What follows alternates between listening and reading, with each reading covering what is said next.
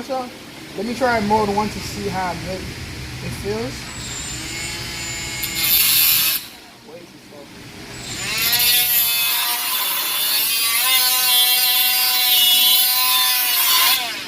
Mode 2 is fine for it. Mode 3, not bad.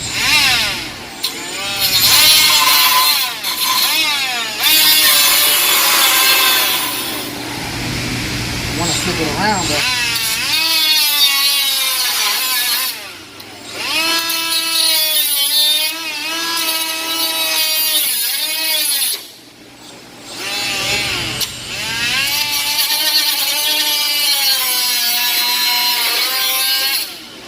I gotta flip it around.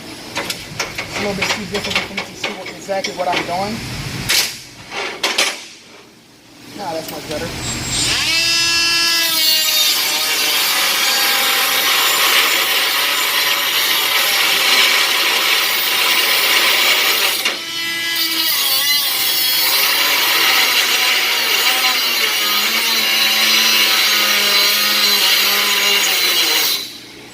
I jammed up again.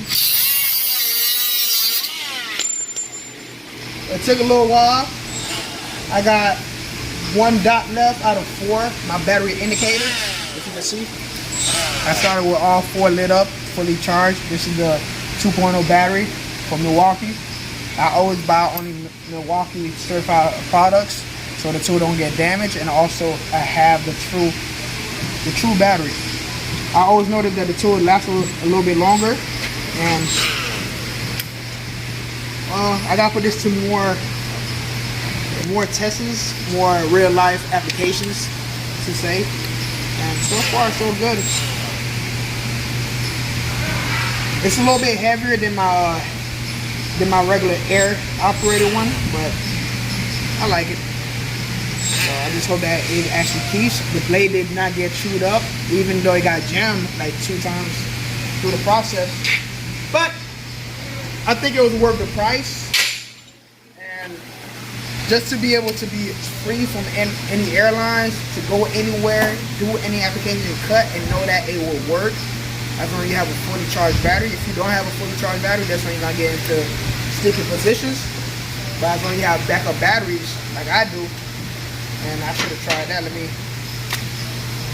This is the 3.0 battery, fully charged. Oh, I kind of like the weight distribution. But my only thing is, it will get in the way. But if I'm using a buffer wheel to sand down something, I would use this battery, because the weight distribution feels perfect in my hand. It's not too top heavy or too bottom heavy, or it's just right. I always get the bigger batteries. There's no need for me, because I hardly use these batteries to begin with. Now I am, so I've never used this battery to begin with, because I have 2 other M12 products. That's the M12 Fuel 3/8 ratchet and the 3/8 Milwaukee regular M12 ratchet. So I have the regular M12 ratchet 3/8 and the Fuel 3/8 M12. I hardly use this battery. I normally use these. I got one more. I love these because it keeps the tool slim and you can get in tighter places. Well, like I said, guys, this is my Milwaukee 2485-20 angle die grinder. This is my open box review. Please like and subscribe and share. Thank you very much for watching Jojo the Mechanic.